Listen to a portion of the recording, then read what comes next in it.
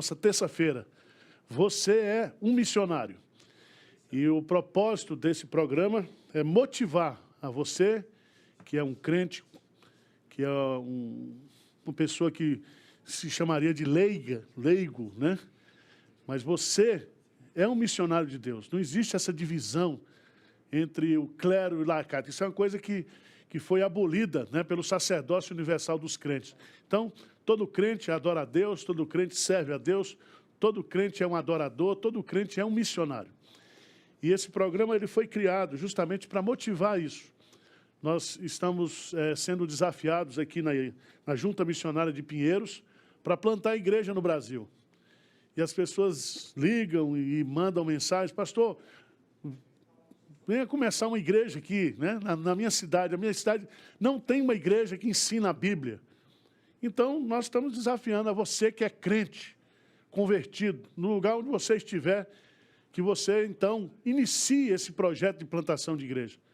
Que você seja o plantador de uma igreja na sua cidade. Nós oferecemos todos os cursos que são necessários de treinamento através da nossa plataforma de EAD. Nós podemos mandar o material para você, material de estudo bíblico, Evangelho de João. O que você precisar, do ponto de vista de recursos, para começar um trabalho, um pequeno grupo, um núcleo básico aí na sua cidade, a Junta Missionária de Pinheiros está pronta para ajudá-lo. Hoje à noite é um tema muito especial. Nós vamos falar sobre a evangelização de jovens no ambiente universitário. E nós temos o prazer de ter aqui hoje o pastor, o reverendo Alexandre Antunes. Ele é um jovem que está envolvido há mais de 10 anos com capelania universitária. Atualmente ele é o capelão ali na Universidade Presbiteriana Mackenzie, em Campinas. Então ele será entrevistado aqui hoje à noite.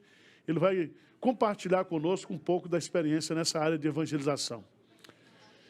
Eu quero chamar a sua preciosa atenção para um texto bíblico que está aqui em Marcos, capítulo 10, dos versos 17 a 22. Diz assim: e pondo-se Jesus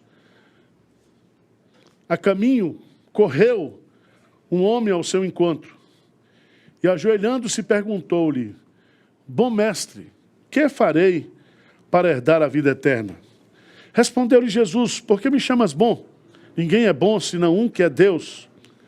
Sabes os mandamentos? Não matarás, não adulterarás, não furtarás, não dirás falso testemunho, não defraudarás ninguém, honra teu pai e a tua mãe. Então ele respondeu: mestre, tudo isso tenho observado desde a minha juventude.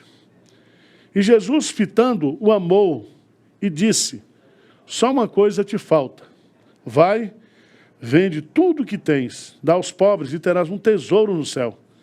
Então vem e segue-me. Ele, porém, contrariado com esta palavra, retirou-se triste, porque era dono de muitas propriedades. Aqui nós temos o encontro de Jesus com um jovem. E nesse texto fica bem claro qual é a maior necessidade da nossa juventude. E eu queria destacar isso porque a gente assiste tantos debates, lê muitos livros. Você tem hoje dados estatísticos falando sobre as necessidades da juventude brasileira, do jovem brasileiro. E há muitos dados, né, coletados, trazendo informações. E esse texto, para mim, ele é revelador. Porque esse rapaz, ele era um jovem. E ele era um jovem de posição. Ele tinha status quo. Ele era um jovem e, segundo o relato bíblico paralelo de Mateus e de Lucas, diz que ele era de uma família nobre, ele era um príncipe. Então, ele tinha posição social. Diz o texto também que ele era um homem rico, profundamente rico. Quer dizer, ele não tinha necessidade, já na sua idade, de trabalhar, né, arduamente para fazer fortuna. Como alguns jovens hoje estão pensando em ter o seu primeiro milhão, né, antes dos 25 anos, até os 30 anos, começar a ter uma fortuna. Esse jovem não tinha esse problema. Ele era rico de nascença. Ele também era um jovem que tinha, de uma certa forma, princípios morais. Ele apresenta para Jesus aqui que ele guardava os mandamentos, ele era um cara que tinha princípios éticos à luz da palavra de Deus. Mas nada disso preenchia o vazio do coração daquele jovem. Porque ele vai a Jesus e ele vai perguntar para Jesus: que farei para herdar a vida eterna? Ou seja, dinheiro, posição social, né? Moralidade, conduta, relacionamentos, nada disso preenche o vazio do coração do homem. Quando você olha para a juventude hoje, a juventude que se entrega aos prazeres sexuais, à bebida, os jovens que estão muitas vezes sem rumo na vida, sem destino na vida, você pode ter certeza que no coração dele há um vazio existencial, há um vazio de Deus. O sábio Salomão, ele escreve lá em Eclesiastes, dizendo que Deus colocou a eternidade no nosso coração. Então, somente aquilo que é eterno pode preencher o nosso coração. E o que me impressiona nesse texto é que esse jovem, ele vai à pessoa certa. Ele vai a Jesus. E é tão bonito isso, porque ele entendeu e viu em Jesus uma referência espiritual. Ele chama Jesus de bom mestre. Então ele via em Jesus alguém especial, alguém que seria referência naquele contexto que ele vivia, no seu contexto religioso, com tantos sacerdotes, com tantos fariseus, com tantos escribas. Ele foi a Jesus. Outra coisa muito interessante nesse texto, que ele foi, né, correndo. E aqui é muito interessante esse detalhe do texto, porque ele vai de uma forma urgente. Ele estava com aquele vazio no seu coração, com aquela necessidade do seu coração, e ele vai correndo atrás de Jesus. Outro detalhe que é muito interessante aqui no texto, é que ele se ajoelha diante de Jesus, né? Nos textos paralelos diz que ele adora Jesus, ele se prostra diante de Jesus, em reverência, em atitude de reconhecimento. E ele vai a Jesus e coloca para Jesus também a sua disposição de fazer alguma coisa, né, para ter a vida eterna.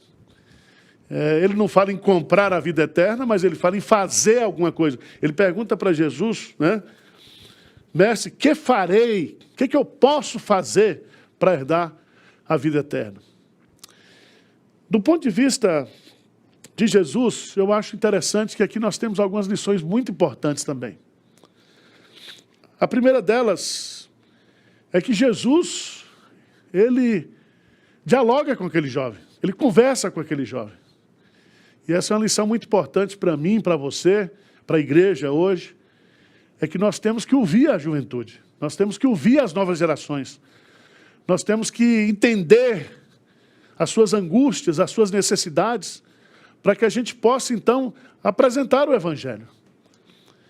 E Jesus, então, não somente dialoga com aquele rapaz, mas também coloca diante dele, né, uma avaliação para que o próprio jovem entendesse qual era a sua necessidade. Eu acho esse texto fantástico, porque Jesus, ele chega com um questionamento: bom mestre, que farei para herdar a vida eterna? Ele está com sinceridade buscando isso. E Jesus, então, pergunta para ele: sabes os mandamentos? Não matarás, não adulterarás, não furtarás, não dirás falso testemunho, não defraudarás ninguém, honra teu pai e tua mãe. E o jovem responde, né? Responde: mestre, tudo isso tenho observado desde a minha juventude. Talvez há aqui um grande equívoco daquele rapaz, porque ninguém, nem eu, nem você, nós conseguimos, por causa da nossa natureza pecaminosa, guardar os mandamentos de Deus. E se nós olharmos para o contexto do Sermão do Monte, é aí que a coisa fica mais complicada ainda, né?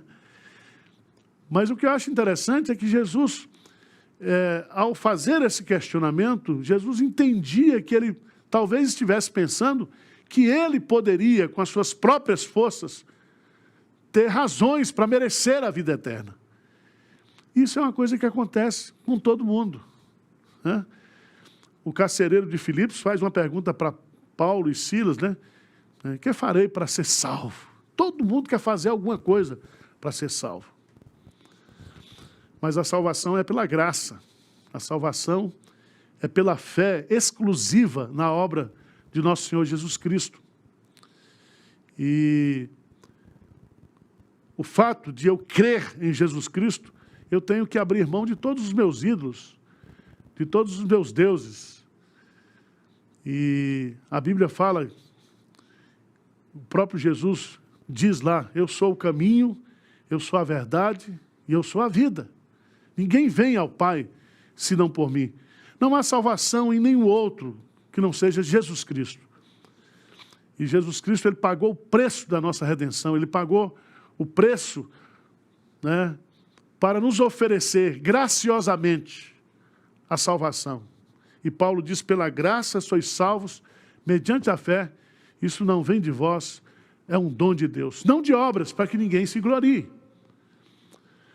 Mas o que eu acho bonito nesse texto, ainda olhando para a atitude de Jesus, não somente de ouvi-lo, não somente de dialogar com ele, de apresentar uma avaliação para que ele mesmo se autoavaliasse.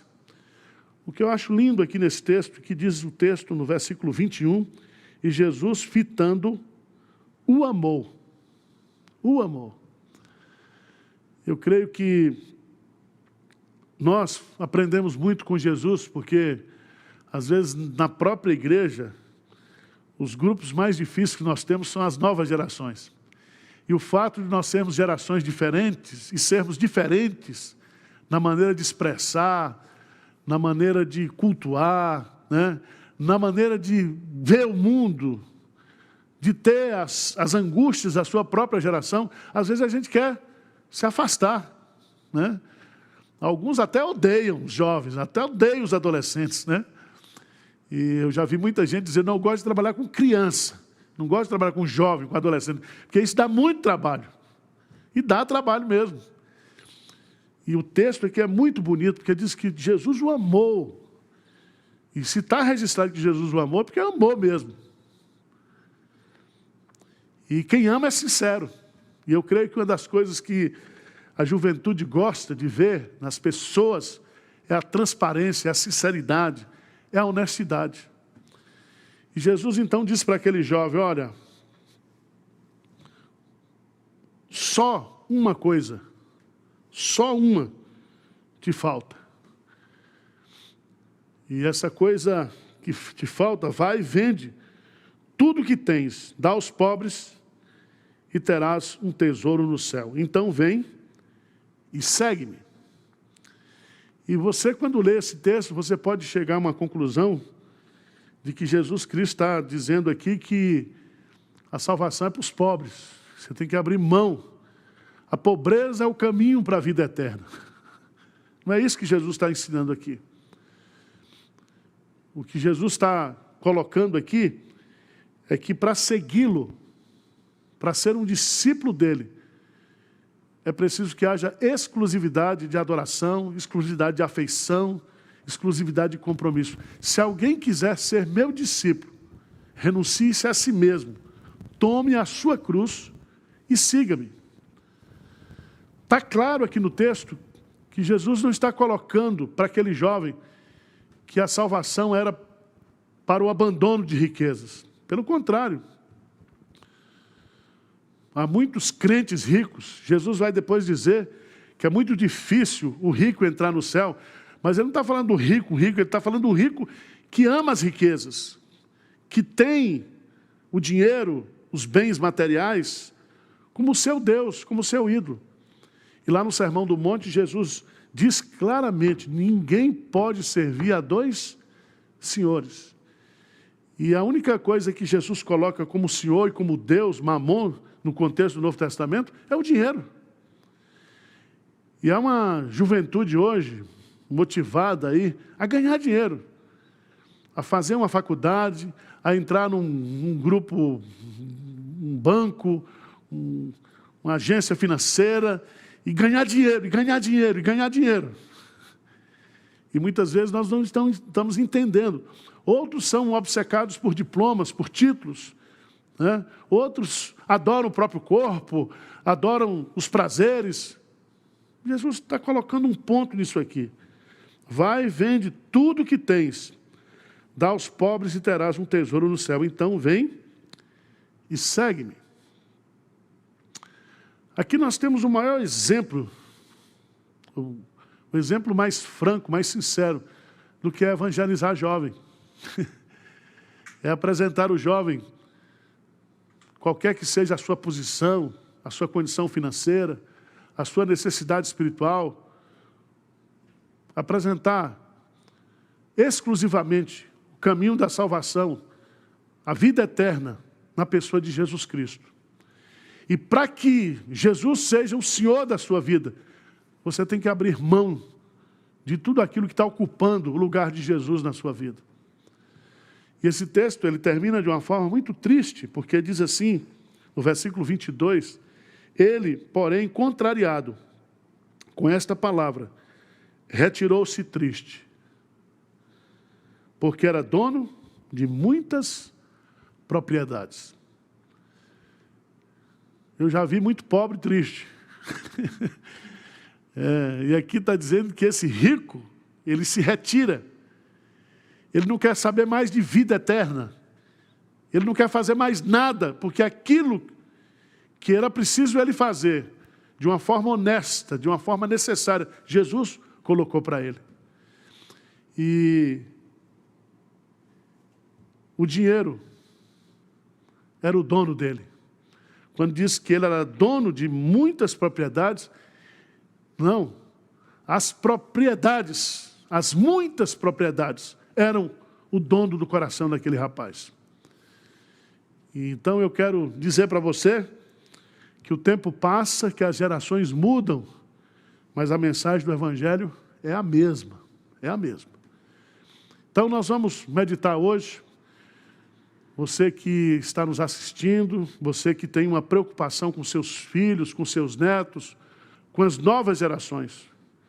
Nós precisamos evangelizar as novas gerações. Nós precisamos passar, né, a tocha da fé para as novas gerações.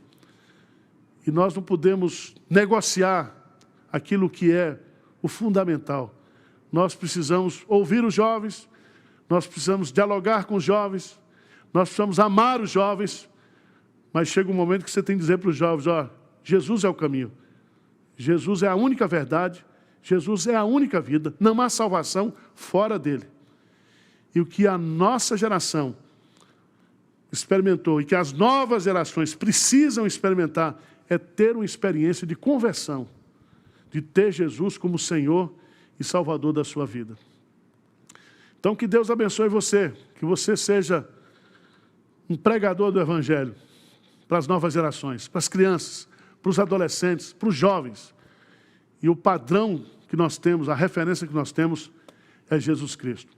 Então continue conosco, nós vamos conversar sobre esse assunto, né? Como evangelizar as novas gerações, principalmente no ambiente escolar, no ambiente da universidade.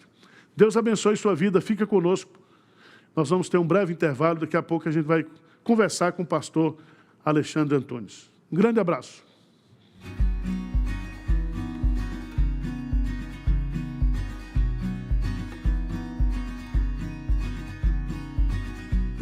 Olá, dia 9 de março começam as aulas na Escola Teológica Sã Doutrina. A Escola Teológica Sã Doutrina é a nova escola teológica da Igreja Presbiteriana de Pinheiros. As aulas acontecerão todas as terças e todas as quintas, às 19h30. Nós ofereceremos a você duas modalidades de ensino, tanto no formato presencial quanto no formato EAD. Então você que é de São Paulo, você que é do Brasil, você que é de qualquer parte do mundo, você é convidado a estudar conosco. Teologia reformada, teologia bíblica, teologia de qualidade, com a intenção de que nós possamos aprender sobre a palavra de Deus para melhor servir no reino de Deus. Então você que quer ser um bom professor ou professora de escola dominical, você que quer ser um evangelista, você que quer ser um plantador de igrejas, você que quer trabalhar nas mais diferentes áreas do reino de Deus, na sua igreja, você que quer começar uma nova igreja aí onde você está, você é convidado a ser um dos nossos alunos da Escola Teológica Sã Doutrina. Esse é o nosso convite e que Deus muito o abençoe. Venha estudar conosco.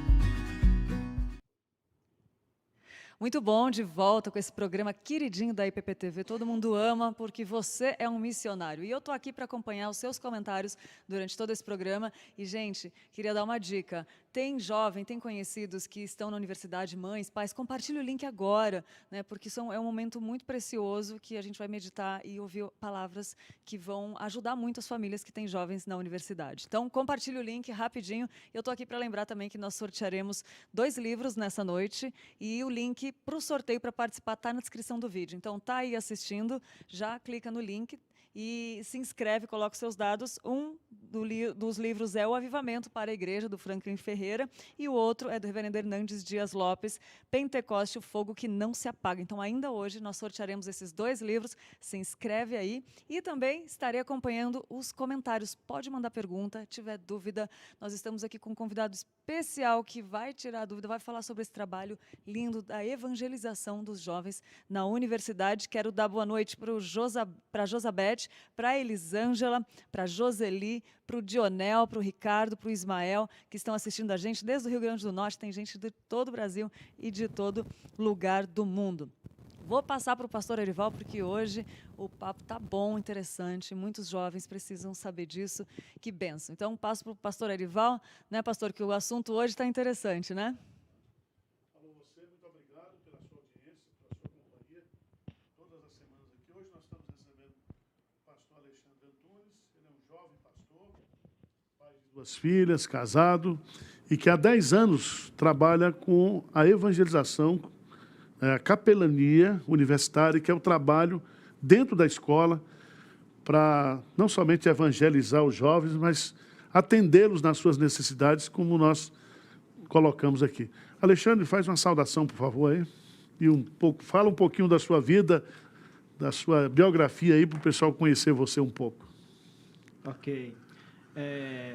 Reverendo Erival, um prazer estar aqui hoje na IPPTV, no programa Você é um Missionário. Ver a Lídia aqui, bom revê-la, todos aí que estão por trás das câmeras aí fazendo essa transmissão, e você que está nos acompanhando aí ao vivo para esse assunto tão importante que é o trabalho de evangelização do jovem no ambiente universitário. Eu sou capelão universitário, agora em abril vão completar 10 anos, reverendo Erival, que eu estou nessa área, trabalhando nessa área de capelania universitária, estudantil. Comecei lá em 2011, quando recebi um convite, estava ainda lá em Goiás, e fui convidado para iniciar um trabalho ali junto de jovens no ambiente universitário. E naquele período eu estava como pastor da igreja e como tempo parcial trabalhando como capelão universitário, né? Fui cedido pela igreja para trabalhar por tempo parcial. E, assim, a história é muito ampla, mas, assim, uma coisa que aconteceu, reverendo, foi que assim que eu formei no seminário, fui cuidar de igreja, fui ser pastor auxiliar lá em Campo Grande, Mato Grosso do Sul, onde foi meu primeiro campo. Depois, fui parar em Goianésia, Goiás, trabalhar como pastor titular numa igreja lá em Goianésia, Goiás, Igreja Presbiteriana do Bairro Carrilho. E, à medida que os anos foram passando, eu senti vontade de ir para a faculdade fazer um curso. E fui fazer um curso de sistema de informação. Me formei no curso de sistema de informação, mas sempre quando eu falo de quando começou o trabalho como capelão, eu falo que começou nesse momento, quando eu fui fazer faculdade como pastor, lá no ambiente universitário. Eu lembro que o primeiro dia que eu cheguei na faculdade, e aí Deus foi quebrando em mim e estava me preparando para ser capelão. Porque eu cheguei primeiro dia, né, eu pensei assim, eu tinha 20 e poucos anos, eu pensei assim, o pessoal precisa saber que eu sou pastor. O pessoal aqui não vai me desrespeitar aqui na faculdade. O pessoal não pode me tratar aqui de qualquer jeito. Reverendo Erival, fui só faltou o paletó e a gravata. O resto... E quando eu cheguei, no primeiro dia de aula, o pessoal olhou para mim e falou assim, tem alguma coisa errada com esse cara aí. Porque eu queria, na verdade, causar um distanciamento. E mal sabia eu que Deus estava planejando que eu me aproximasse dos jovens no ambiente universitário. Fiquei 4 anos fazendo sistema de informação, evangelizei alguns amigos, algumas pessoas com quem eu convivi, alguns se tornaram cristãos, estão até hoje firmes na igreja. Formei, e em 2011, trabalhando como pastor, apareceu a porta para ser capelão. E aí, de 2011 até 2017, eu trabalhei em Goiás, na universidade, na FASEG, né? E em 2017, Deus me trouxe para o trabalho como capelão de tempo integral, onde eu estou desde 2017 no Mackenzie, e agora em abril completam 10 anos que eu trabalho aí com muitas histórias, muitas experiências lindas, muita coisa acontecendo nesse trabalho, reverendo. Pois é, são duas perguntas que... Porque numa universidade como a Universidade Mackenzie, que é uma universidade presbiteriana, você tem ali o público, os estudantes que são já cristãos e são aqueles que são não cristãos, né? Certo. Você poderia... existe alguma diferença, por exemplo, no seu trabalho quanto a esses dois grupos distintos? Por favor, explica isso para a gente, que acho que o pessoal quer entender isso. Não, excelente pergunta, reverendo. Quando a gente pensando aqui no Mackenzie, né? O Mackenzie é uma universidade confessional e qualquer pessoa que ingressa no Mackenzie sabe que ela é uma universidade confessional. Mas o que isso significa na prática? O Mackenzie não é uma universidade para evangélicos. O Mackenzie é uma instituição universitária para qualquer pessoa que quer estudar, vai para lá estudar. Só que o Mackenzie tem, por ser uma instituição confessional, essa possibilidade de ter a figura do capelão. E uma coisa que o capelão tem como responsabilidade, reverendo, e todos os telespectadores estão aqui nessa noite, é não fazer essa divisão. A gente está lá para absolutamente todos, a gente está lá para atender a todos, a gente está lá para caminhar com todos os alunos. Evidentemente que a gente tem uma série de estudos que levantam um tipo de público que ali está. Por exemplo, de 100 pessoas que entram na faculdade, reverendo, apenas de 100 pessoas que entram, pegando porcentagem, tá? De 100 que entram, 19 são cristãs, evangélicas, protestantes, sejam de presbiteriana ou de outras igrejas. O restante todo, né, de 100, fazer conta igual, né? O pessoal faz política, não, de 100 mesmo, mas o restante todo, né, o que falta, não é cristão, ou são de outras religiões. Então, o trabalho nosso ali, o meu trabalho enquanto capelão, é justamente estar aberto para todo o público que vem me procurar para conversar, para poder estar junto, para poder atuar. Evidentemente, aí só complementando, existem estratégias diferentes, linguagens diferentes, tanto para alunos cristãos quanto para alunos não cristãos. O aluno não cristão precisa ser evangelizado. O que é cristão, eu preciso acompanhar ele. E também professores e todo o ambiente ali dentro da universidade. Nós temos uma experiência aqui, nós estamos... Se atravessar aqui a ponte aqui, você está dentro da USP, né? Certo. E nós plantamos uma igreja aqui próximo, a Igreja Presbiteriana do Butantã, que tinha como objetivo justamente fazer um trabalho de evangelização dentro da universidade. E uma coisa que nos impressiona bastante, eu não sei se acontece no ambiente do Mackenzie, é que jovens, quando eles saem do interior e vêm aqui para a universidade, muitos se desviam na fé, muitos se afastam de Deus, né? É aquele período, parece que ele tinha uma vida tranquila lá no interior, ele tinha uma vida tranquila no seu ambiente, seguro ali, de fé, mas quando ele é exposto, né, na universidade, a discussões, a pensamentos diferentes, a influência, muitas vezes, de professores que são ateus, que não têm os princípios cristãos, e também o próprio ambiente, né, as festas, os encontros, sim, etc. Isso influencia muito o jovem. Existe algum dado estatístico, por exemplo, assim, de jovens crentes que estão na universidade e que se afastam, que se desviam? Então, o dado que a gente tem, um mais recente que a gente tem, é um dado... A gente não tem um dado específico aqui no Brasil, a gente tem um dado de fora, que eu tenho acesso a ele, né? E que fala da seguinte forma, reverendo. De 10 que entram, 10 jovens cristãos que entram, tá? 10 cristãos que entram. Só 3 ficam firmes até o final. 30%, então. 30%. Tá. Então, assim, o restante... aí existem níveis, né? Tem o que vira turista na igreja, não fala que deixou de ser, mas perde aquela intensidade. Tem o que entra em crise e ele não consegue mais dialogar aquilo que é secular com aquilo que é da religião, e aí o cara não consegue, a pessoa não consegue mais, e tem o que se desvia por completo. Então, 70% hoje é um dado estatístico que a gente tem, né? Que é preocupante. Por isso a importância da figura e desse trabalho, né, junto ali ao ambiente universitário. Lídia, por favor, vamos ouvir agora as perguntas dos nossos telespectadores aí. Pastor, eu queria lembrar, antes de fazer as perguntas, que nós temos um sorteio rolando lá no Instagram da IPP, da IP Pinheiros. Eu quero dizer para você entrar lá e já participar. Para participar do sorteio, você precisa seguir 3 perfis, que um é da Editora Hebron, o outro é da IP Pinheiros e o terceiro é da IPP.tv. Esse sorteio está acontecendo em comemoração do lançamento da Editora Hebron, que vai acontecer no dia 7 de março. Lembrando que o sorteio acontece no dia 12, então dá tempo de se inscrever. Enquanto está aqui ouvindo, perguntando, mandando sua pergunta, vai lá também, participa do sorteio e também se inscreva para o sorteio dos livros, que a gente vai sortear ainda hoje, no final da noite, esses 2 livros. Eu gostaria de perguntar para o reverendo Alexandre sobre as crises dos jovens, que nós estávamos comentando aqui, e é um campo muito propício, e uma idade também muito propícia, que é a idade da faculdade, que acontecem as crises, e como vocês lidam com isso nos jovens? Então, Lídia, quando a gente pensa nessa questão do ambiente de crise, do ambiente de dificuldades que acontecem ali nesse período, realmente elas existem, realmente elas acontecem, como eu acabei de dar esse dado estatístico, né? Se você tem ali 70% de jovens cristãos que ingressam ali, que vão ter essa possibilidade de acabar indo para um outro caminho, geralmente, quando você vai pesquisar o porquê que isso acontece, você vai ver que ali as mais variadas crises acontecem. Nós temos uma questão dessa geração, especificamente, que está nesse período universitário, essa geração com quem a gente está trabalhando nesse momento, é uma geração que não consegue encontrar satisfação em algumas coisas. Por exemplo, entra no ambiente universitário, projetando que aquele curso que vai fazer vai trazer algum tipo de resposta para o coração, algum anseio que tem ali dentro do coração, e acha que o curso vai trazer essa resposta, e à medida que vai caminhando, à medida que vai vendo que há um conflito daquilo que imaginou para aquilo que é a realidade, as crises costumam brotar nessa época aí.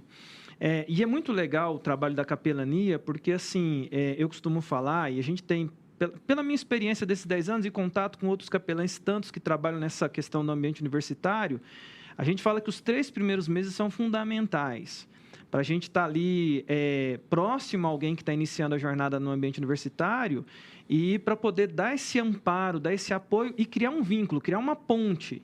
Quando você fala de criar uma ponte, porque qualquer jornada do ser humano, eu costumo sempre falar nas aberturas dos inícios de curso, quando alguém vai fazer 5 anos, 4 anos de algum curso, seja ele qual for, eu sempre busco o exemplo da jornada. Quando alguém vai iniciar uma jornada, essa jornada vai trazer dificuldades, vai trazer desafios.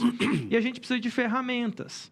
E, evidentemente, que a figura de pessoas mais experientes, a figura de pessoas mais velhas, a figura de pessoas que estão ali para serem orientadores, que estão ali para isso, elas são muito importantes. Então, uma das coisas que dá uma mudança, que aumenta a quantidade de jovens que acabam ficando firmes, atravessando, enfrentando as crises, porque elas vêm, mas elas precisam ser vencidas. A gente não está aqui para dizer que não tem crise. Tem. A questão é que elas precisam ser enfrentadas e vencidas para a sequência da jornada. E aí, o que acontece? A figura do capelão e a figura do ambiente, daquele que cuida daqueles que estão ali dentro do ambiente universitário, ela é muito importante nesse sentido, porque ajuda nessa jornada, ajuda a chegar lá no final. E é nesse sentido, reverendo, a gente tem muitas histórias nesse sentido, de pessoas que tiveram, eu já lidei com pessoas com ideação, com ideais suicidas, né? Com ideação de abandonar tudo, várias. E que, de repente, um acompanhamento, um tempo ali junto com a capelania, a pessoa consegue dar sequência e lá no final, quando pega o diploma, não só entende que aquilo, né, venceu essa etapa, mas também agradece, falando, olha, obrigado por ter me ajudado na hora mais difícil da minha caminhada. Uma coisa que eu tenho observado, né? Eu não sei se vocês, com o trabalho da juventude hoje, é mais uma visão pastoral, né? Certo. Eu não milito dentro do ambiente universitário, né? É que há uma inconstância muito grande, né? E eu me lembro que quando, há alguns anos atrás, a minha geração, quando ia fazer um curso, geralmente ele tinha lá uns 4 ou 5 cursos para ele escolher, Sim. e não tinha tanta crise. Sim. Hoje tem 200 cursos. Aí o cara... Uma infinidade. Eu tenho visto aí, o cara começa um curso, não termina, não conclui. E ele vive uma angústia de ter muitas opções, né? Isso. E isso gera uma inconstância muito grande. Outro aspecto que eu vejo, não sei se bate com você convive lá, também é um pouco do narcisismo, né? Nós somos uma geração muito egoísta, essa geração nova aí, e que eles acham que eles são bons, né? Que a universidade tem que tá ali para servi-lo, né? Como se ele fosse o centro, né? Como se ele fosse ali um tipo de... Sim, com não certeza. sei se isso existe lá, se a minha percepção está correta ou não. Não, ela está correta, reverendo. Assim, o que eu vejo é que existe uma questão muito de antropocentrismo nos jovens dessa geração. Eu vejo também que existe muito um senso de competição. Isso não é algo saudável, mas que existe. Se você que está me acompanhando aqui, vendo, pensando, você que tem filho na idade universitária, o próprio vestibular, reverendo Arival, e o próprio ambiente ali das notas, às vezes, e o ambiente que, às vezes, a pessoa entra, é um ambiente de competição o tempo inteiro. Eu estou competindo com alguém para entrar. Aí depois eu estou competindo lá para ter as melhores notas. E eu estou competindo para ter a melhor vida. E aí aquela coisa do mito da grama verde, que entra essa questão do narcisismo. Quando eu, ou pelas redes sociais, uma série de fatores, eu começo a ver, de repente, um outro curso que está em destaque, ou certos perfis de pessoas que falam, não, eu estou fazendo tal curso e eu agora, como você disse lá na reflexão, né, atingi o meu objetivo, ter dinheiro. E aí você tem as pessoas se frustrando, porque a coisa não é assim na realidade. A realidade, ela é difícil, a realidade, ela envolve esforço, ela envolve dedicação, ela envolve sofrimento, ela envolve frustrações. E se a gente for contar histórias de pessoas que conseguiram vencer suas jornadas, todos eles passaram por grandes frustrações e prosseguiram. A gente lida com um grupo de uma geração, e aí a figura do capelão, quando aquela pergunta que você fez, né, é para o cristão e para o não cristão, é engraçado porque todo mundo passa por essas crises, aquela frustração de repente se encontrar no sentido assim, de que não consegue se encontrar satisfeito com absolutamente nada. E aí o capelão é essa hora que abraça, é essa hora que evangeliza e é essa hora que acolhe para o menino não entrar numa crise e ir para outras coisas procurando satisfação porque está frustrado. Entendeu? Eu queria aproveitar essa deixa, pastor, e perguntar do contrário. Temos dois públicos ali, os cristãos e não os cristãos, né?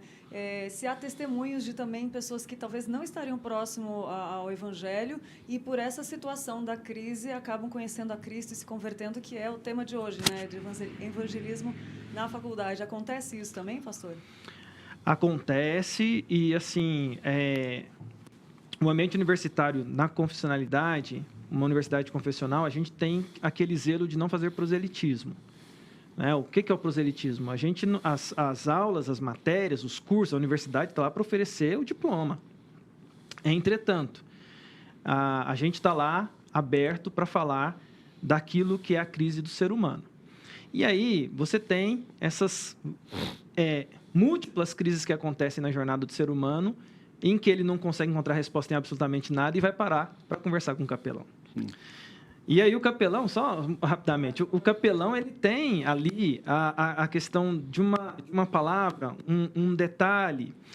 E aí, quando você contou, você falou de histórias, né? Eu lembro, logo no começo da minha jornada, eu lembro de uma menina que começou a gente fazia as devocionais nos intervalos, reverendo. Faziam devocionais, eu lembro que quando a gente começou, eu falei assim, oh Deus, será que vai aparecer gente aqui? E a minha primeira surpresa no ambiente universitário. Eu falei assim, olha, eu vou reunir lá no auditório, e os jovens foram. E não foram só jovens evangélicos. E começou a frequentar uma menininha lá que ela não era cristã, ela tinha outras crenças, e ela começou a frequentar as devocionais que eu chamava de metanoia, lá em Goianésia, lá em Goiás. Essa foi a primeira que me marcou, porque assim, ela de repente sumiu das devocionais. E aí um dia eu encontrei com ela na universidade, falei, você parou de ir nas devocionais? Ela falou assim, olha, o que você está falando está transformando meu coração, e o meu grupo lá, a minha família não quer que, porque eu estou numa faculdade cristã, que eu vá me tornar evangélica. E essa menina sumiu.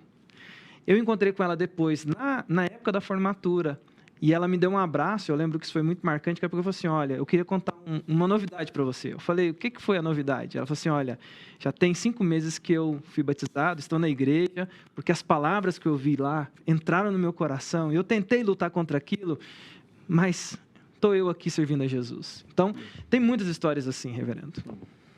Que incrível. E falando de testemunho, tem uma pergunta aqui muito boa, mas eu queria que o senhor rapidamente falasse também, pastor, aquele testemunho que você falou de como é transformador o evangelho na vida dos universitários também. Eu queria que o senhor compartilhasse aquele testemunho da moça que voltou para você e falou o que aconteceu na vida dela. Isso, sim. Esse aconteceu mais recentemente no Mackenzie. E quando a gente está falando desse público, né, e a gente está ali, a gente teve uma menina que estava com ideação suicida, e um dia ela saiu da classe correndo, visando dar fim à própria vida lá dentro do Mackenzie, lá dentro do ambiente universitário. E ela tinha uma coisa na cabeça dela, ela andou espalhando para os colegas dizendo o seguinte, eu quero fazer isso dentro da universidade. Ela tinha esse projeto. E um dia ela saiu correndo lá na universidade, querendo saltar lá, se jogar de lá. E, evidentemente, que a gente tem ali, o Mackenzie tem toda uma estrutura para estar sempre atento a essas coisas todas. Então, não acontece porque o Mackenzie está sempre atento. E o pessoal que toma conta viu, catou essa menina e levou para a minha sala. Ó, leva lá para o capelão, gente. E eu comecei a conversar com essa menina e a primeira frase que ela disse para mim, eu não esqueço. Ela pegou e falou assim, você pode falar o que você quiser, eu vou me matar. Eu vou me matar hoje. Você pode falar que eu seguro aqui, mas quando eu chegar em casa eu faço depois de amanhã, eu faço daqui a um mês, não tem problema, fala aí o que você quiser falar. E eu comecei a conversar com ela, fui firme com ela. Resumo da história, por causa das outras perguntas, do tempo e de tanta coisa que a gente pode falar aqui. Ela formou 6 meses atrás, e assim que ela formou, eu nem esperava, nem lembrava o nome dela, ela mandou um zap para mim e falou assim, olha, eu queria registrar uma coisa para você, capelão. E eu acho legal que ela fala assim, capelão, nem fala meu nome, capelão. Eu falei, pois não, o que foi? Ela falou assim, olha, eu estou me formando, eu estou seguindo a minha jornada por causa daquele dia que me levaram lá para a sua sala. E você falou para mim algumas coisas que, por mais que eu estivesse dizendo ali para você que eu queria outra coisa, mas que foram abrindo os meus olhos.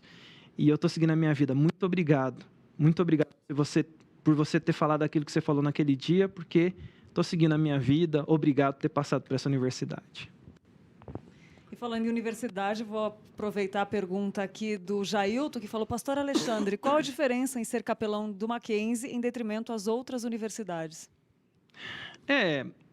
A questão de ser capelão no Mackenzie é que o Mackenzie é uma instituição confessional, né? Então, assim, eu estou trabalhando lá, eu sou capelão lá, então eu tenho a facilidade de falar de onde eu estou, né? Mas eu não trabalhei só lá, eu trabalhei na FASEG, lá em Goiás, né? Então, não existe detrimento. Uma universidade confessional, e as universidades confessionais no Brasil, que são várias, todas elas têm capelães. Todas elas atuam nessa área de cuidado, de assistência, de aconselhamento, de evangelização daqueles alunos. A diferença, talvez, que você esteja querendo colocar, seja talvez de uma universidade particular, privada, confessional, para uma universidade pública. A universidade pública ela não tem, na sua constituição, a figura do capelão. Mas não subestime o fato de não ter uma figura do capelão, de não ter trabalho de evangelização lá. Porque eu conheço várias histórias, porque como alguém que trabalha junto de jovens, eu ando por vários lugares. Então, eu conheço história de jovens que desempenham trabalhos excelentes, sem a figura do capelão, mas que, com um desejo de influenciar, começam grupos nos intervalos, começam a falar do evangelho, e eu conheço gente boa que foi alcançada pelo evangelho no ambiente universitário, em universidades que não são universidades confessionais. Então, a diferença é que o Mackenzie, e louvado seja Deus por isso, tem toda uma estrutura que facilita, através do trabalho de capelania, porque onde tem uma universidade de Mackenzie, tem ali a figura do capelão, esse trabalho tem um alcance amplo, mas todo que está numa universidade, todo jovem que está no ambiente universitário, se não tem ali alguém que está fazendo trabalho, talvez seja um sinal de que Deus está dizendo para você, comece você o trabalho. Porque, como eu comecei lá e falei, será que vai aparecer alguém? Foi eu abrir a boca, as pessoas vieram em volta e falaram assim, vamos juntos. Sempre tem. Eu creio que dos propósitos aqui do nosso programa é justamente motivar, né? Você que é cristão, que é crente. Nós temos muitos jovens aqui que estão cursando aqui na USP, muita gente crente que vem do interior, cursar aqui na USP, que é uma universidade pública, né? E que tem uma cosmovisão de vida, de valores diferente dos nossos. E a universidade é um lugar onde as pessoas elas querem fazer a cabeça uma das outras, né? E que você seja um missionário aí dentro da universidade, né? Independentemente se ela é confessional, se não é confessional. Você sendo crente, você é uma testemunha de Jesus. E você tem que dar o testemunho. Agora, eu tenho duas perguntas que eu acho que são importantes. Qual é o papel, por exemplo, da família crente, da família cristã? Ou você vê, por exemplo, que essa questão do comportamento do jovem na universidade tem a ver com a questão da formação familiar, da estrutura familiar, certo? E a outra pergunta é sobre o que a igreja local pode fazer, né, como igreja local, para ajudar o jovem, né, nesse processo de se firmar. Que essa estatística que você colocou aí mesmo sendo de fora, 70% é muita gente, é um percentual muito alto. Eu falo que é uma sangria, né, reverendo? A gente tem que estar atento a isso, né? É muita gente que a gente está perdendo, né? Quando você fala da primeira pergunta da questão da família, para mim a família ela é fundamental, porque assim, a primeira base, a primeira orientação e a primeira preparação é na família, e assim, a gente precisa ter essa noção estratégica com respeito à universidade, que aí, para mim, envolve família e igreja. A família ela tem que ter uma visão estratégica com respeito à universidade. Em que sentido? Veja bem, o reverendo Arival colocou uma coisa muito importante aqui. A gente não tem só universidades confessionais, a gente tem várias universidades. E, às vezes, o teu filho, às vezes você, o curso que você quer, está numa universidade pública e você quer ir para lá. Eu vejo que a família, quando ela tem isso em mente, estrategicamente falando, ela precisa, ao meu ver, tirar a bolha. Às vezes nós criamos os nossos filhos em algumas bolhas e a estrutura familiar ela tem que ser uma estrutura muito bem feita, mas também que permite que o jovem, que o adolescente, ainda criança, na verdade, né? Criança, adolescente e jovem, ele tem entendimento do que a universidade é, dos perigos. E aí, em que sentido, reverendo? Eu acho que o ambiente da nossa casa é o ambiente dos debates, de não fugir a assuntos. Tem assuntos que a gente não conversa com o filho da gente, que não abre para o filho da gente. Chega lá na universidade, o assunto vai ser debatido. E vai ser debatido pelo ângulo de quem está propondo. Às vezes o professor, que é um professor não cristão. Tem uma história de um professor lá em Boston, né? Eu vou trazer esse dado de fora porque facilita, né? Mas que a primeira aula dele do curso de odontologia, ele chegou e falou, era curso de odontologia, faculdade de Boston, ele tinha que falar outras coisas, mas ele chegou e falou assim, quem aqui nessa classe é cristão? Aí uns lá levantaram as mãos e ele falou assim, eu vou terminar esse semestre com você deixando de acreditar em Cristo. Olha a ação objetiva nesse sentido. E aí, a família tem que ter essa noção de que o ambiente universitário tem esses perigos. Portanto, eu preciso preparar o meu filho. E aí entra o segundo aspecto, a segunda resposta. Então, respondendo a primeira, objetivamente, a família é fundamental, estrategicamente falando. E o segundo ambiente é o ambiente da igreja. Eu vejo, reverendo Arival, que a igreja ela precisa ser mais, e talvez o termo aqui, eu diria, mais proativa e atenta com respeito aos seus adolescentes e jovens. Justamente pela mesma questão dos temas. Às vezes eu acredito, às vezes eu percebo, melhor dizendo, que a gente subestima a capacidade de absorção de conhecimento dos nossos jovens. E eles chegam novos na universidade e vão tratar de assuntos pesados, pensadores pesados, muitos desses pensadores com visão anticristã, muitos conceitos anticristãos, e aquilo é exposto como verdade absoluta em algumas universidades. E, às vezes, nós, no ambiente da igreja, não tratamos determinados assuntos, achamos que eles não são necessários, achamos que é mais importante dar ênfase em algum outro tipo de conteúdo, e aí você acaba impedindo alguns adolescentes jovens de crescer já se já lidando com certos assuntos que estão aí e que chega lá na universidade, esses assuntos vão ser colocados para eles pela mesma perspectiva, pelo ângulo de quem está dominando. Um aluno que chega lá já preparado, ele não vai engolir, ele não vai, opa, isso aí eu já ouvi lá na igreja, eu estou pronto para isso aí. Tem aquele exemplo lá do filme, né, A Morte de Deus, né? Sim, Deus não está morto. Deus não está morto, né? Mas eu vejo uma questão, eu concordo plenamente com você, a gente tem um trabalho aqui na Mocidade, o jovem sai daqui crendo no criacionismo, isso. E aí chega lá, ele daqui a pouco vira evolucionista, ou agora que está na moda, né, que é o evoluteísmo, né? Isso. E o cara, então, ele quer fazer um mix lá entre criacionismo e darwinismo. E também na área, né, eu creio que houve uma presença muito grande da ideologia marxista, principalmente nas universidades públicas do Brasil. Isso. Né? E você tem muitos jovens hoje dentro da igreja que eles se dizem cristãos, mas são marxistas. Eles acham que não tem incoerência entre ele ser, né, um marxista e ser um cristão. Né? E esse assunto hoje tem gerado assim um embate muito grande, né? Porque e nós estamos vivendo uma época em que essa questão do diálogo sem o ódio, né? Sem o entender o outro. Por isso que eu acho que Jesus ele dá um exemplo para a gente. Ele ama o jovem, ele ouve os questionamentos, as angústias do jovem. Eu acho que é uma fase de transição, né? Se a igreja, e a gente observa aqui, que você tem na Mocidade, né? A igreja presbiteriana diz que o jovem é de 18 a 35. Se você pegar isso hoje, isso é uma loucura, porque o cara de 18 anos está entrando na universidade, o cara de 35 ele está casado, tem filhos. Uhum. Né? E esse período é um período muito complicado de transição. Né? Sim. Mas, Lídia, vê aí o que você tem mais para a gente aí. Eu quero lembrar, pastor, que nós estamos sorteando os livros e a gente pode ir para o sorteio do livro. Quero saber se você já se inscreveu e a gente vai fazer, antes de chegar nas considerações finais, a gente vai sortear esse livro. Vamos ver quem vai levar? Eu vou repetir os livros enquanto a nossa produção prepara o sorteio. Hernandes Dias Lopes, o livro de Pentecostes, e O Fogo que Não Se Apaga, né? E O Avivamento para a Igreja, do Franklin Ferreira. Esses 2 livros nós vamos sortear. E quero saber se pode rodar. Vamos ver quem vai ganhar esse livro? Pode rodar, produção? Vamos lá, vamos ver. Está na tela, está rodando. Vamos ver quem vai levar esse livro hoje. Júlio César de Oliveira Freitas, é seu esse livro Pentecostes, o Fogo que Não Se Apaga. Você já preencheu o cadastro?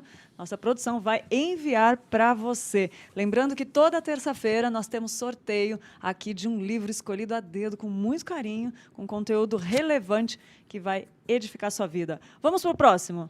O Avivamento para a Igreja, do Franklin Ferreira. Vamos ver quem vai levar esse livro hoje. Está na tela. Vamos ver, está rodando, vamos ver quem vai levar. José Arlindo de Lima, é seu avivamento, estuda, faça um estudo com o grupo, enfim. Parabéns para todos vocês que participaram. E quem não ganhou hoje, se liga na próxima terça que tem mais livro por aí. Vou passar para o pastor e depois a gente vê as considerações finais. Tem o sorteio da Quali Vinil? Então fica aí que depois ainda tem o sorteio da Quali Vinil. Fica ligadinho. Vou passar para o pastor para fazer mais algumas perguntas. Não, eu tenho uma pergunta, né, final, né? Quais são os maiores desafios hoje do trabalho de evangelização dentro do ambiente universitário? Porque quando você fala em evangelização, claro que capelania não é só evangelização, é quase um pastoreio, né? Cuidar de pessoas. Sim. Né? Mas, do ponto de vista missionário, do ponto de vista daquilo que a gente entende, que a pessoa pode apresentar várias crises, mas a crise maior é a questão da sua salvação pessoal, como a gente colocou aqui. Quais são os desafios que você enfrenta hoje dentro do ambiente universitário para pregar o evangelho, para evangelizar as pessoas? Certo, reverendo. Eu gosto muito de uma fala do reverendo Ronaldo Lidório, quando ele diz que dos públicos não alcançados, né? E numa conversa que eu tive com ele falando justamente sobre esse trabalho de capelania, ele falou assim, olha, um dos públicos não alcançados é o público no período universitário, Eu lembro que um tempo atrás meu coração ficou dolorido mesmo, num programa de televisão uns anos atrás, mostrando festas em torno de uma faculdade em que tinha mais alunos para o lado de fora participando da festa do que dentro estudando, e eles foram cobrir porque foi aqui na cidade de São Paulo e tinha bloqueado uma rua, e os alunos ficavam nessa rua lá, só festejando, rolando entorpecente, rolando uma série de outras coisas e tudo mais. Eu lembro que quando eu vi essa reportagem, meu coração ardeu por ver como que aquilo provocava uma destruição. Então, quando eu penso em desafio, reverendo Arival, para mim, é aquela coisa do coração do jovem, quando ele acha que a vida dele não tem limite, quando ele acha que ele tem muito tempo para voltar para Jesus. Não, eu vou curtir agora, depois eu volto. E trabalhando como capelão em universidade há 10 anos, uma das minhas tristezas ao longo desses 10 anos foi já ter participado de alguns velórios de jovens que exageraram. Eu lembro de uma família em Anápolis que era a terceira geração de dentistas que estava fazendo na mesma faculdade. O avô fez, o pai fez e o filho estava fazendo. E ele resolveu ir para uma festa. Na festa teve uma briga, ele foi querer apartar a briga, estavam alcoolizados e ele tomou uma situação de um esfaqueamento, veio a óbito. Ou seja, um sonho de 3 gerações interrompido por causa de 1 minuto de bobeira. Então, quando eu penso em desafios, reverendo, eu penso que o coração do jovem é um grande desafio no sentido assim, de ele entender que a vida dele é preciosa, de ele realmente aproveitar o tempo da universidade como um tempo de aprendizado, de alcançar conhecimento, de alcançar essa perspectiva da profissão, ter um diploma que abre, sim, portas. Mas ele tem entendimento que as decisões que ele toma nessa fase em que a vida está toda pela frente, as consequências elas podem ser duradouras. Então, o meu grande sonho é realmente ter jovens. Sabe aquela coisa do avivamento? Que nasceu em algumas universidades? Daquela coisa de você abrir a boca para falar e os jovens terem aquela coisa assim, mais sede pela palavra de Deus. Então, é um sonho, um anseio, né? E o grande desafio realmente é a gente encontrar essa incredulidade que parece que vem aumentando no coração da juventude. E o meu desejo de que a gente continue ali ganhando vidas mesmo, mostrando que Jesus, né, é o Redentor e não há nada que se compare a Ele. Tá bom. Vai, Lídia. Quero agradecer a participação de vocês todos que estão participando, lembrando do sorteio dos livros lá no Instagram da IP Pinheiros, são 3 livros, tem o da Bela Falcone, tem a Bíblia do Reverendo Hernandes e tem o combo dos comentários do Reverendo Arival Dias Casimiro pela Editora Hebron. Vai lá e compartilha, indica um amigo, segue os 3 perfis e participa, que são 3 livros excelentes, né? São 3 livros, não, são 4, que tem um combo, né? São 5 livros. Enfim, participa lá. Quero agradecer a vocês que estão participando aqui, o Jailton, a Algemira, o Cristiano Godoy, o Dionei, o Youssef, o Ricardo, o Isaías, a Débora, a Leila e todos vocês que participaram com a gente essa noite, né? Agradecer pela sua companhia, por abrir a porta da sua casa, né? E lembrar que você é um missionário. Lembrando de pedir para você se inscrever no canal, isso faz parte da missão, né? Um missionário online, um missionário virtual, para incentivar, para nos ajudar aí a espalhar a palavra da verdade, né? Pastor, considerações finais? Primeiro eu quero agradecer a você que está nos assistindo aí, sempre nos acompanhando. Você continue orando por nós, orando pela Igreja Presbiteriana de Pinheiros, pela IPP TV, pela nossa junta missionária e agora também pela Editora Hebron. Quero agradecer ao pastor Alexandre, que veio gentilmente lá de Campinas para participar aqui conosco. Que Deus continue abençoando a sua vida, a sua família e o seu ministério na capelania ali do Mackenzie. Obrigado, reverendo. Você pode fazer as suas considerações aí. Agradeço o convite, reverendo Arival. Uma honra estar aqui no programa Você é um Missionário. Quero mandar um abraço a todos que acompanharam o programa até aqui, que vão assistir esse programa que fica aí na grade da IPP TV. E dizer para você que porventura ficou com alguma dúvida, quer me procurar para conversar sobre esse assunto, pode me procurar. Você pode procurar pelo Instagram, né? Alexandre_Antunes, me segue lá. E qualquer dúvida que você tiver, a gente tem esse ponto de contato aí para estar conversando sobre desafios no ambiente universitário, porque também eu aconselho muita gente pelo Instagram, por incrível que pareça, reverendo. Mas obrigado a todos, obrigado, Lídia. Boa noite a todos os amigos que acompanharam aí esse lindo programa de hoje. Graças a Deus, obrigada, pastor, muito obrigada. Em nome da IPPTV, da IP Pinheiros também. E só fazer uma correção aqui, o sorteio da Quali Vinil estará amanhã no Instagram da IP Pinheiros, que tem 2 IPP. IP Pinheiros, o Instagram da igreja, amanhã estará a vencedora do sorteio da Quali Vinil. Só fazendo essa correção. Mais uma vez, obrigada, pastor. E agradecer a você que nos acompanhou. Lembrando que toda terça-feira, das 8 às 9, nós estaremos aqui falando sobre esse programa, esse tema que arde em nossos corações. Você é um missionário. Quero lembrar também que a programação da IPP continua, da IPPTV continua 24 horas online. Então, compartilha e curte aí uma programação feita especialmente para você.